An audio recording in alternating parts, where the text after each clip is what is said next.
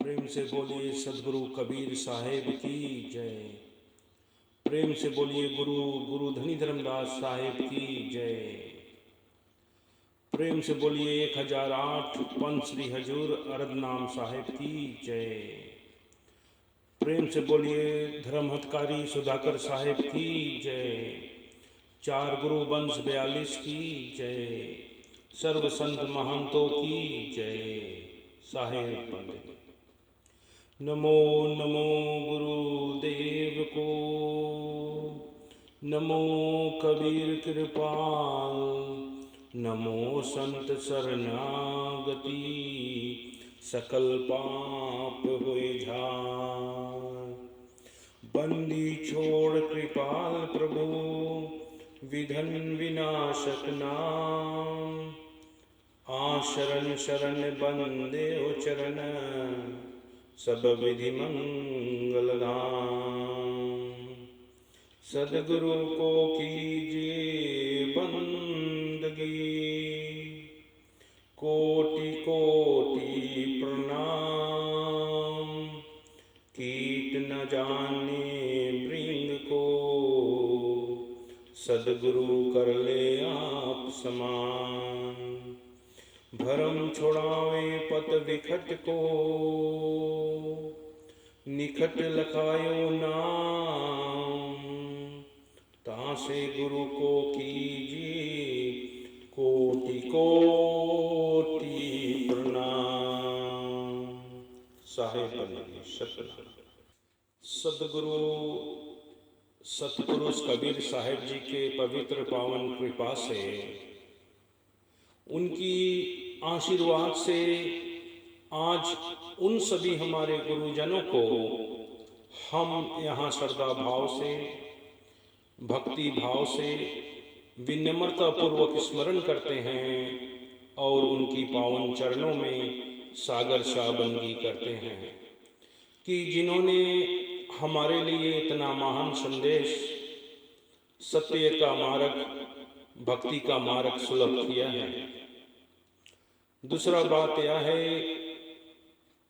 कि हमारा गुरु गुरु धनी धर्मदास साहेब जी ने इस महान परंपरा के अनन्य अनुरागी शिष्य भगत थे, जिन्होंने सदगुरु के इस कृपा को, साहेब के उस संदेश को दुनिया के कोने कोने में फैलाया। इसीलिए आज हम अपना गुरु धनी धर्मदास साहेब जी के पवित्र चरणों में श्रद्धा भाव से, भक्ति भाव से, विनम्रता पूर्वक स्मरण करते हैं और उनकी पावन चरणों में सकल सा बंदगी करते हैं। साहेब की बंदगी सतनाम। और साथ ही साथ जितने भी संत, महंत, महापुरुष जिन्होंने सदगुरु के उस महान संदेश को, जिसको साहेब ने काशी लाहर तारा से प्रारंभ किया था, और उनकी इस अनमोल रतन को, अनमोल वाणी को महान संतों ने दुनिया के कोने कोने में फैलाया। इसीलिए आज हम उन महान संतों को, महंतों को, महापुरुषों को आज हम यहाँ श्रद्धा भाव से स्मरण करते हैं, भक्ति भाव से, विनम्रता पूर्वक हम उनके पवित्र चरणों में सादर शाबंदी करते हैं। साहेब की बंदी सतनाम। आज गुरु पूर्णिमा की अवसर पर आज हम सदगुरु कबीर साहेब के ज्ञान, भक्ति और उपासना के परंपरा से जुड़े हुए हैं, और यही ज्ञान और सद शिक्षा हमारे गुरुजनों ने हमें दी है। इसीलिए हमारा परम कर्तव्य बनता है कि उनके बताए हुए, उनके मार्ग पर चलते हुए इस संसार का मानव समाज को उसी का रास्ता बताएं, और उस रास्ता पर चल करके हम अपने गुरुजनों को जो आशीर्वाद हमें मिला है, उस आशीर्वाद को फलीभूत करें। जैसे कि यह विशाल आयोजन महासंकल्प से ही संभव हो पाता है। आज मुझे यह अनुभव होता है कि गुरु की कृपा, उनकी आशीर्वाद और उनकी आज्ञा में कितना शक्ति होती है। उसकी जब हम अवहेलना नहीं करते हैं तो वह शक्ति काम करती है, और जब हम आज्ञा को महत्व नहीं देते हैं तो वह शक्ति काम करती नहीं। तो आज इस पवित्र भूमि में भी गुरु की आज्ञा का एक सफल परिणाम है कि इस रूप में हम सद्गुरु को इस गुरु पूर्णिमा के स्मृति में हम आज उपस्थित हुए हैं। तो सद्गुरु कबीर साहब इस संसार में, साहब ने कहा, हम युगन युगन हम यान चताया, इस संसार में हम युगों युगों तक इस जीव के लिए मार्ग बताने के लिए आए। इसीलिए कहते हैं कि गुरु मुक्तावे जीव को 84 बंदी छोड़। सद्गुरु कबीर साहब बंदी छोड़ थे, जीवों को मुक्त करने के लिए ही ये संसार में आते हैं। या तो साहब की वाणी है जो शास्त्रों में हमें पढ़ने को मिलता है, दूसरी जो सद्गुरु कबीर साहब जी ने जो युगन युगन की बात कही है, तो बहुत लोगों के मन में यह प्रश्न होता है कि वह कौन सा युग युग है जिसके बारे में साहब ने कहा कि युगन युगन में आन चताया। सबसे पहले सद्गुरु कबीर साहब जिस विधि विधान का संदेश इस संसार में देने के लिए आए, वह सद्गुरु किसी भी समय अपनी इच्छा से शरीर धारण करके इस संसार में आए। इसीलिए उसके साहेब को इस युग में आना हमारे लिए कोई संदेह का कारण नहीं होता। सद्गुरु कबीर साहब ने इस उपदेश में कहा है कि हरि न मरे हम काहे को मरबे। यह जो उद्घोषणा है सद्गुरु की वाणी का किसी शास्त्रों में हमें नहीं मिलेगा। सब तो हरि का उपासना करते हैं मुक्ति के लिए। जितना दुनिया में लोग हैं ना, वह क्या करते हैं, हरि का ही उपासना करते हैं कि हम मुक्त हो जाएं। लेकिन साहब कहते हैं कि हरि न मरे हम काहे को मरबे। इस पंक्ति से यह ध्वनि प्रकट होती है कि सद्गुरु कबीर साहब उस पुरुष तत्व हैं जिसका इस संसार में मृत्यु होता नहीं, जिसका परिवर्तन होता नहीं। इसीलिए सद्गुरु कहते हैं कि जिसे मृत्यु नहीं होती है, वह भी हम जिस मुकाम पर हैं उसका मृत्यु होता नहीं। तो यह संदेश सद्गुरु कबीर साहब ने दिया। तो आज हमारे मन में भी यह संदेश आया है कि साहब के ज्ञान को पढ़ करके, साहब को ज्ञान को सुन करके उसके मार्ग में प्रवेश कर जाना यह सबके बस की बात नहीं है। जो उस मार्ग में प्रवेश कर जाता है उसको यह पता चलता है कि सद्गुरु का जो वचन है, सद्गुरु का जो उपदेश है, वह क्या है, वह क्या हमें बताना चाहता है। या जो आपके मन में जो संदेह था, या संदेह या डाउट, सद्गुरु कबीर साहब जब काशी नगरी में आए तो उस समय पंडित, मौलवी, राजा, बादशाह, ये सब के मन में भी यह संदेह था। इसीलिए सद्गुरु से लोगों ने पूछा कि तुम कौन हो। आप पूछते हैं ना कि आप कहाँ के रहने वाले हैं, किस जाति का हैं, किस धर्म को मानते हैं, क्या है आपका रूप रंग। तो ये सामान्य से बात सद्गुरु कबीर साहब से भी लोगों ने पूछा, क्योंकि सद्गुरु कबीर साहब का परिचय किसी को था नहीं। तो सद्गुरु कबीर साहब ने कहा, हिंदू कहो तो है नहीं, मुसलमान भी नहीं, ये दिखाई पड़ता है तुमको, ये जरूर 5 तत्व का है, लेकिन हम इस पांच तत्व का भी नहीं है। यह संदेश जब सदगुरु ने दिया तो लोगों के समझ में ये बात नहीं आई। क्यों नहीं आई? वह इसलिए नहीं आई तो साहब कहते हैं कि तू कहता है कागज की लिखी और मैं कहता हूं आंखन देखी, अब तेरा और मेरा मनवा कैसे एक हुई। तेरा और मेरा मन इसलिए एक नहीं हो पाता है कि तुम जाति का, वर्ण का, औरन का आप इतना ही भेद जानते हो इस जगत में।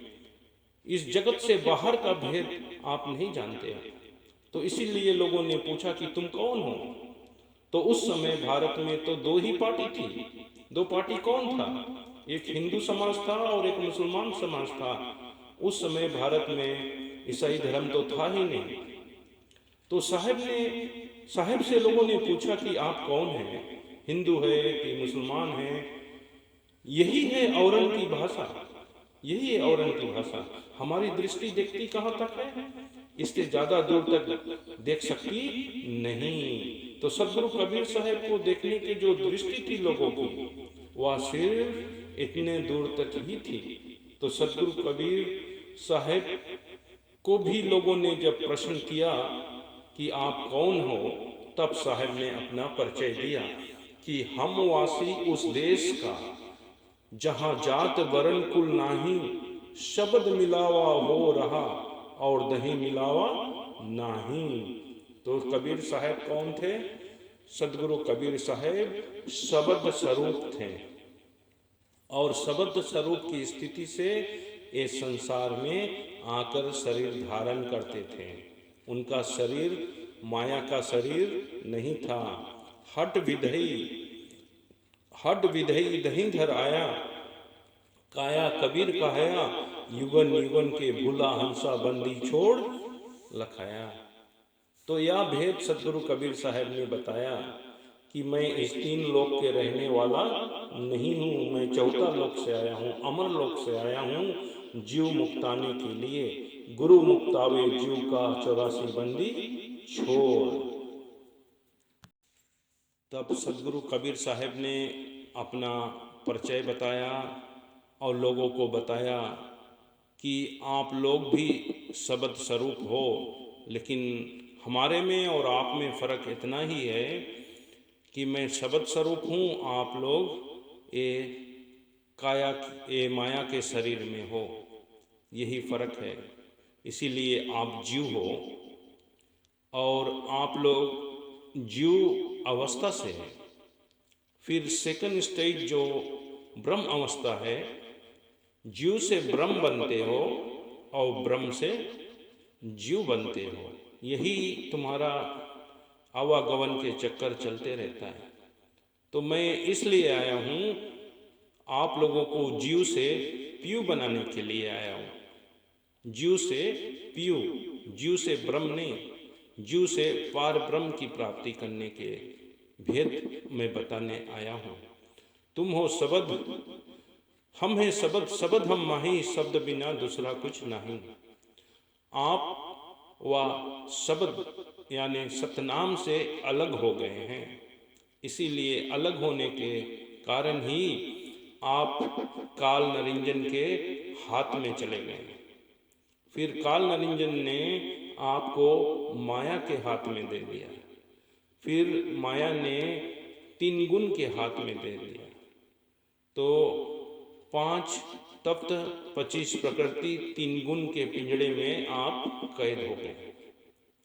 और जब इस पिंजड़ा को छोड़ते हो तो आप ब्रह्मलोक में जाते हो, आप व्यक्त लोक में जाते हो, हिरण्य गर्भ में जाते हो सूक्ष्म शरीर लेकर। फिर सूक्ष्म शरीर ही ये स्थूल शरीर को स्थापित करती है, फिर ये स्थूल शरीर में आ जाती है। तो ये चक्कर चलते रहता है। तो अब मैं संसार में आया हूँ। साहब कहते हैं कि मैं संसार में आकर अब पहला चीज मैं 4 गुरुओं को स्थापना करूँगा।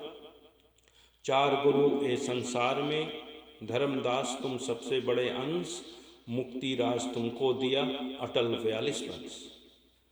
तो साहब ने सबसे पहले जियों को समझाया कि तुम कौन हो,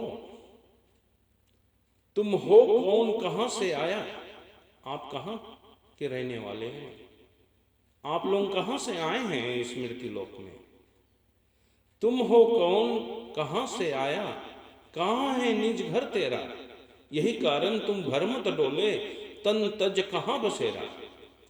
तुम हो कौन, कहां से आया, कहां है निज घर तेरा, चलो मन चलो घर अपने, इस परदेश में उस परदेश में क्यों परदेसी रहे, चलो मन चलो घर अपना। तुम हो कौन, कहां से आया, कहां है निज घर तुम्हारा, यही कारण तुम घर मत डोले, तन तज कहां बसेरा। तुम कौन हो, कहां से आए हैं और कहां जाना है। तो साहब समझाते हैं गुरु धनी धर्मदास साहब जी को कि धर्मदास, पुरुष अंश, सतपुरुष के अंश हो आप। पुरुष अंश प्रथम सहिए, काल अंश भया फेर, फेर अंश भया माया, फिर पुन त्रिगुण लिया घेर। यानी तुम सतपुरुष के अंश थे। तो पुरुष अंश प्रथम सहिए, काल अंश भया फेर, फेर अंश भया माया, पुन त्रिगुण लिया घेर। फिर घटते घटते घटते घटते यूं घटी, जीव रूप भया आप, आदि बाप से बिछड़ कर सहा बहुत संताप। आप बहुत दुख काटते हो इस भव सागर में। क्यों क्यों आप जीव रूप अवस्था में हैं और इस जीव अवस्था से आप इस संसार में तीन लोक के भक्ति करते हो, तीन गुण की भक्ति करते हो और ब्रह्मलोक में जाते हो, यानी अव्यक्त लोक में जाते हो, यानी हृदय गर्भ में जाते हो। जब सूक्ष्म रूप में सूक्ष्म जगत में जाते हो तो वहां से सूक्ष्म शरीर फिर खुद ही अपने कर्म के अनुसार फिर से स्थूल शरीर धारण करती है। तो यही चक्कर तुम्हारा चलता है, जीव से शिव बनते हो, शिव से जीव बनते हो। तो यही तो मिटाने में आया हूं। तो नंबर 1 आपको ये जानना पड़ेगा, तुम हो कौन, कहां से आए। आप अमरलोक के रहने वाले हैं। आप सभी जीव अमरलोक से आए हैं। सब जीव सतपुरुष का ही अंश हो। और कहां है निज घर तेरा, और अमरलोक ही आपका निज घर है। आपको इस मृत्यु लोक को छोड़ना है और अमरलोक अपना निज घर जाना है।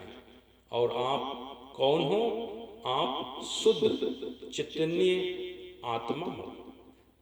और वही आत्मा, वही शब्द से आप अलग होकर ये सृष्टि रचना कर लिया। आपने मन को ताकत दिया, फिर मन ने माया को ताकत दिया, फिर माया ने तीन गुण को ताकत दिया। तीनों गुणों ने आपको एक पिंजड़ा बनाकर उस पिंजड़ा में कैद कर दिया। तो और फिर भक्ति, आप तीन गुण की ही भक्ति करने लगे। जब तीन गुण की भक्ति करोगे तो तुम्हारा ये तो निश्चय है कि तुमको फिर से शरीर धारण करना ही पड़ेगा। तो तीन गुण की भक्ति में डूब गया ये संसार,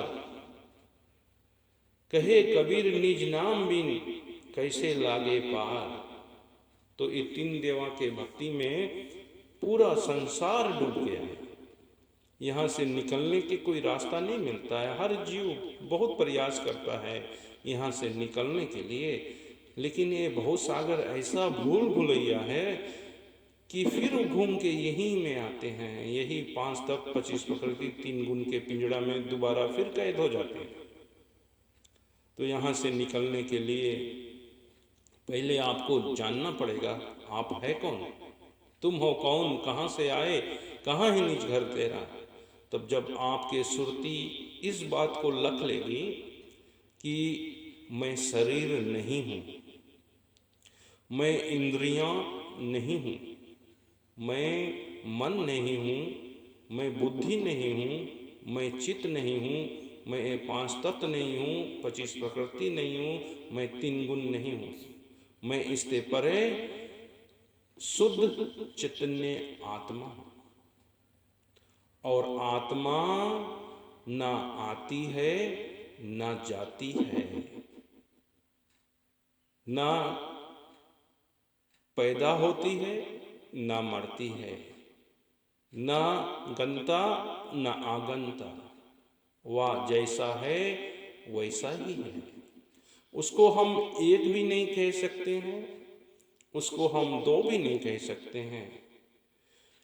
एक कहो तो है नहीं, दो कहो तो गारी, कहे कबीर जैसा है तैसा कहो, जैसा है तैसा कहो, कहे कबीर बिचारे। एक कहो तो है नहीं, दो कहो तो गारी, जैसा है तैसा कहो, कहे कबीर बिचारे। कबीर साहब तो यही कहते हैं, जैसा है वैसा कहो। और जैसा है वैसा कहने के लिए हम भाषा में तो बोल नहीं सकते, क्योंकि कोई लैंग्वेज ही नहीं है, कोई भाषा ही नहीं है। कभी भी हम 52 अक्षर के माध्यम से या वाणी वचन के माध्यम से आत्मा के बारे में किसी को समझा सकते हैं, क्योंकि वह नी तत्व है और नी अक्षर है। तो कैसे समझाओगे?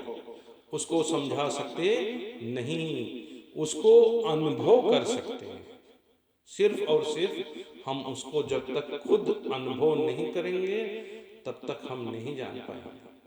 और अनुभव करने के बाद दूसरों को भी हम रास्ता सिर्फ बता सकते हैं, लेकिन वह अनुभव नहीं बता सकते, क्योंकि वो भाषा में हम प्रयोग करेंगे तो गलत ही धारणा हो जाएगा। जैसे कबीर साहब ने धर्मदास को समझाने के प्रयास करता था 16 सूरत के बारे में। सतपुरुष जब अकेले था, उन्होंने सोचा क्यों ना मैं अनेक हो जाऊं। तो सतपुरुष से नौतम सूरत हुआ, नौतम सूरत से मूल सूरत हुआ, मूल सूरत से फिर 13 सूरत और एक नार हुआ, ये 16 सूरत हुआ। अब ये 16 सूरत को समझाने के लिए जब साधारण व्यक्ति नहीं समझ पाता है, तो कबीर साहब ने कहा कि सतपुरुष के 16 पुत्र थे। तो लोगों जल्दी से समझ गया कि सतपुरुष का 16 पुत्र है, लेकिन ऐसे नहीं है, हकीकत कुछ और है।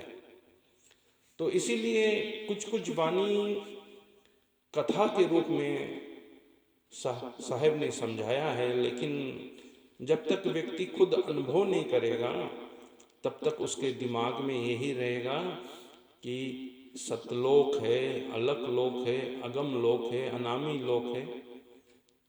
क्योंकि जब हम सुरती में सतलोक लाते हैं या अलक लोक लाते हैं या अगम लोक लाते हैं या अनामी लोक लाते हैं, तो हमारा सुरती ये ब्रह्मलोक, ये शिवलोक, ये विष्णु लोक, ये देवलोक, ये पितृलोक, ये वैकुंठ लोक, ये स्वर्ग लोक, यहाँ से हमारा सुरती निकल जाती है और उधर सतलोक की ओर जाती है। लेकिन जब हमारा सुरती शब्द से जुड़ जाती है, शब्द और शब्द में जाकर लीन होकर एक हो जाती है, तब वह सुरती कहती है लोक आलोक शब्द है भाई, जिन जाना तिन संशय जाई। यानी शब्द में लीन होने के बाद ना तो सतलोक बसता है, ना तो अलग लोक बसता है, ना तो अगम लोक बसता है, ना तो अनामी लोक बसता है, ना तो इधर 3 लोक में जितना लोक है ये भी नहीं बसता है, क्योंकि वह शब्द से ही सब कुछ हुआ है। इसीलिए तो जब हमारी सुरती शब्द में लीन हो जाती है तो हमारे मुंह से क्या निकलता है? हम है शब्द, शब्द हम माही, शब्द बिना दूसरा कुछ नहीं। तो हम भी शब्द स्वरूप हैं, लेकिन हमारा अवस्था घटते घटते यूं घटी जीव रूप भया, तब हम आकर जीव रूप में फंसकर सहा बहुत संसार। क्यों? क्योंकि आदि जहाँ से हमारी शुरुआत हुई, आदि नाम जो हम बोलते हैं या सतनाम बोलते हैं या सार शब्द बोलते हैं, शब्द से हम अलग हुए, इसीलिए हम सुरती कहलाते हैं। तो कौन फंसा है संसार में? हमारी सुरती फंसी है संसार में। सुरती फंसी संसार में, ताते पड़ गई दूर, सुरती उलट स्थिर करो, आटो पहाड़ हजूर। क्यों हमारी सुरती फंसी है संसार में? क्यों क्यों हम जीव से शिव बनते हैं, शिव से जीव बनते हैं? क्यों? क्योंकि शब्द बिना सुरती आंधरी, कहो कहाँ को जाए, द्वार न पावे शब्द का, फिर भटका खाए। जब वह शब्द हमको मिल जाता है, हमको गुरु द्वारा प्राप्त हो जाता है, भेदी गुरु द्वारा, तब हमारा सुरती कहीं अंत नहीं चलती है। जब कबीर साहब ने धर्मदास को सार शब्द लखाया, तो धर्मदास साहब ने कहा कि जब से दया भई सदगुरु की, तब से हमारी सुरती कहीं अंत नहीं जाती है। हमारी सुरती वह शब्द में ही रहती है, क्योंकि सुरती को शब्द से जोड़ दिया जाता है, और जोड़ने के लिए विधेय ध्यान की जरूरत पड़ती है। विधेय ध्यान का मतलब है कि ये इंद्रियों का विषय नहीं रह जाता है, मन का विषय नहीं रह जाता है, बुद्धि का विषय नहीं रह जाता है, चित्त का विषय नहीं रह जाता है। ये सबको छोड़ के हमारी सुरती बुद्धि के उस पार चली जाती है। इसीलिए धर्मदास साहब जी अपने वाणी में कहते हैं कि सदगुरु मिले अगम की वासी। गम कहते हैं जहाँ तक बुद्धि का बैरियर है, जहाँ तक बुद्धि का सीमा है, वहाँ तक अगम कहा जाता है, जहाँ वहाँ तक गम कहा जाता है। और बुद्धि के सीमा के बाहर जब हम जाते हैं, उसको अगम कहते हैं, तो उसको विधेय ध्यान भी कहा जाता है।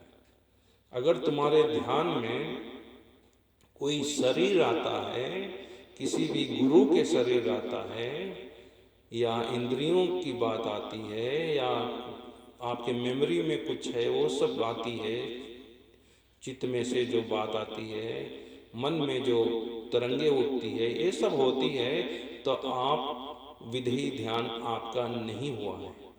जब तक ध्यान विधेय नहीं होए, तब तक जीव भव सागर में भटका खाए। ध्यान विधेय तब जाकर नाम विधेय की प्राप्ति होती है। तो अपनी सुरती को यहाँ से छुड़ाना पड़ता है। ये मन, बुद्धि, चित्त, विवेक है ना, ये सब से छुड़ाकर बुद्धि के उस पार जाना है, उसको विधेय ध्यान कहा जाता है। जब तक ध्यान विधेय नहीं आवे, तब तक जीव भव सागर में भटका खाए। ध्यान विधेय और नाम विधेय दोनों लख पावे, तब मिटे संदेह। दोनों को पाना है, और बिना ध्यान विधेय को आप पा नहीं सकते हो, क्योंकि बुद्धि के इस पार सब नरिंजन के वाणी वचन है। ये जो माया का जो वाणी वचन नरिंजन का जो है, सब काल का ही तो पसारा है। 52 अक्षर माया माही, इनमें सतनाम नाही नाही नाही। साहब ने ये बताया है धर्मदास साहब को। तो 52 अक्षर माध्यम जरूर बनता है समझने के लिए और समझाने के लिए। बिना 52 अक्षर के द्वारा हम कुछ समझ नहीं पाएंगे, कम्युनिकेशन नहीं हो पाएगा। जब हमारा सुरती चैतन्य के पहाड़ पे आ जाए, तब वहाँ ये 52 से छुटकारा मिल जाती है और उधर विधेयी शब्द का ज्ञान प्राप्त हो जाती है। तो इसीलिए हम 52 से परे जाना पड़ता है। तो 52 अक्षर को हम बोलते हैं वर्णात्मक शब्द, लेकिन वर्णात्मक शब्द से आगे हम जब जाते हैं तो धुन आत्मक शब्द में हम फंस जाते हैं, जिसको अनाहत धुन कहते हैं, जो शब्द दो के टकराव से होती है। अभी जैसे मैं जो शब्दों का प्रयोग करता हूँ, जो आवाज़ मेरे मुंह में से निकल रही है, ये दो के टकराव से होती है, इससे मुक्ति नहीं है। तुम वहाँ जो शब्द है वो दो के टकराव से नहीं होता है, वह नी अक्षर है, और दो के टकराव से जो होता है उसको हम धुन आत्मक शब्द कहते हैं, और जो हम लिखते हैं पढ़ते हैं इसको वर्णात्मक शब्द कहते हैं। और जिस शब्द से मुक्ति मिलती है वह विधेयी है, विधेयी शब्द है। शब्द सब कोई कहे वा तो शब्द विधेयी, जिबुआ पर आवे नहीं निरख परख कर ले। उसको निरखा जाता है, परखा जाता है। उसको निरखने और परखने के लिए विवेक होना चाहिए। बिना विवेक के तुम निरख परख नहीं कर पाओगे। नीर छीर के करो निवेरा, सोई हंस है मेरा। तुमको नीरछीर करना पड़ेगा। तुम असत्य को छोड़ो, सत्य को ग्रहण करो। इसीलिए धर्मदास वंश 42 में कि जब तक एक शिष्य मदिरा, मीन, मांस, नगोना, तमाकू ये सबको त्याग नहीं करता है, झूठ बोलने का त्याग नहीं करता है, बेईमानी करने का त्याग नहीं कर पाता है, छल कपट करने का त्याग नहीं कर पाता है, सत्य जीवन नहीं जी पाता है, रहनी गहनी में नहीं रह पाता है, तो उसको सार शब्द लखाया नहीं जाता है। सार शब्द उसी को लखाया जाता है जो मदिरा, मीन, मांस, नगोना, तमाकू, झूठ बोलना, बेईमानी करना, चोरी करना, छल कपट करना, इससे मुक्त है। जो इन सब चीज़ों से मुक्त है, सिर्फ सद्विक विचार, सद्विक भोजन ये सब करता है। और जो मेहनत करके अपना कमाई से ही अपना घर गृहस्थी चलाता है और उसमें से भी बचाकर धर्म के कार्य में लगा देता है, ऐसा जो शिष्य है वह शिष्य पर सद्गुरु की दया होती है। तब वह उसको समझ में आता है कि गुरु सभी बड़े, अपनी अपनी ठौर, शब्द विवेकी पार की सो माथे का मोह। गुरु तो बहुत है संसार में, साहिब तो कहते हैं बहुत गुरु संसार में, बहुत गुरु संसार में, लेकिन गुरु में भी भेद है। गुरु में भेद है, गुरु में भाव। सो गुरु नित बांधिए, जो सार शब्द बतावे भाव। जो सार शब्द का ज्ञान दे सकता है, जो शब्दों का ज्ञान दे सकता है, वही असली गुरु होता है। तो गुरु तो बहुत है संसार में, है ना, बहुत गुरु संसार में है ना, लेकिन आपको जानना पड़ेगा। तो पहला चीज गुरु से ये पूछिए, अपने गुरु से, कि इस तन में मन कहाँ बसे, निकस जाए कहीं ठोर।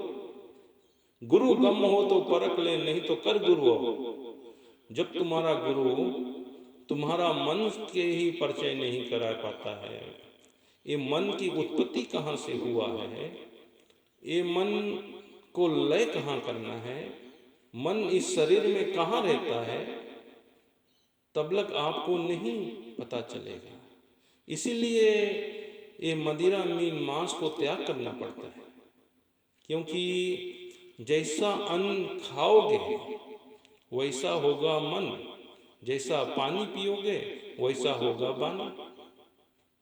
तो ये मदिरा, मीन, मांस खाने वाले लोग जो गुरु के चरण में जाकर कंठी धारण करते हैं और फिर अपने घर पर जाकर कंठी उतार कर ये मदिरा, मीन, मांस में भिड़ जाते हैं, और अपने आप को कबीरपंथी कहलाते हैं, तो ये उनको कभी सार शब्द की प्राप्ति हो सकती नहीं हो सकती। उनको 52 अक्षर का ही सुमरन दिया जाता है। इसीलिए हम शुरू में 52 अक्षर का सुमरन क्यों देते हैं? क्योंकि हमको भी परखना पड़ता है कि ये शिष्य ये साहेब के मार्ग पर चल सकता है कि नहीं, ये रहनी गहनी में रह सकता है कि नहीं। तो कथनी करनी रहनी गहनी ये सब बहुत जरूरत है। ये त्याग कर सकता है कि नहीं? जो त्याग कर सकता है वही वह सार शब्द की प्राप्त कर सकता है। इसलिए कबीर साहब ने धर्मदास को समझाया कि धर्मदास तुम्हारी लाख दुहाई, ये सार शब्द का भेद कहीं बाहर नहीं जाए। आपन होए तो उसे तुरंत लखाइए, दुर्मति होए तो उससे रख छिपाइए। तो एक मदिरा मीन मांस खाने वाला व्यक्ति को हम सार शब्द कभी सार शब्द का भेद नहीं देते, कभी हो ही नहीं सकता, क्योंकि ये विधि विधान है, उसका नियम है, औत लेना पड़ता है कि सार शब्द का भेद ऐसे सब्जी भाजी की तरह अवध काउंटर नहीं मिलता है। भक्ति करना पड़ता है, गुरु की आज्ञा में रहना पड़ता है। तो इसीलिए साहेब ने जो सतलोक से नाम पान पंजी लेकर आया था उसको हमको बचा कर रखना है, और जो उसका काबिल है उसी को ही हम देते हैं। और भेद निकालने के लिए तो बहुत लोग आते हैं, भेद जानने के लिए बहुत लोग आते हैं, लेकिन हमको अनुभव है कैसे परखना, क्योंकि हमारे गुरुजनों ने हमको शिक्षा दिया। हम उनके आज्ञा में रहकर ये धर्म का आचार प्रचार करते हैं। तो तुम हो कौन कहाँ से आया, कहाँ है निज घर तेरा, यही कारण तू भरमत डोले, तन तज कहाँ बसेरा। तुम हो कौन कहाँ से आया, कहाँ है निज घर तेरा, चलो मन चलो घर अपना, इस परदेश में उस परदेश में क्यों परदेसी रहे, चलो घर अपना। तो ये सब जब सुरती हमारी शब्द में सार शब्द में लीन हो जाती है तो कहा जाता, साहेब कहते हैं कि जाप मरे अजपा मरे अनहद भी मर जाए, सुरती समानी शब्द में उसको काल ना खाए। अब वह जीव से पीयू बन गया है और अपना निज घर पहुंच जाएगा। इन्हीं शब्दों के साथ अब मैं साहेब की वाणी वचनों से विराम लेता हूँ, और बहुत जल्द मैं दूसरा सत्संग लेकर आपके बीच आऊँगा। तो सदगुरु कबीर साहब से यही प्रार्थना है कि इस गुरु पूर्णिमा के अवसर पर सदगुरु का असीम कृपा सभी हंसों पर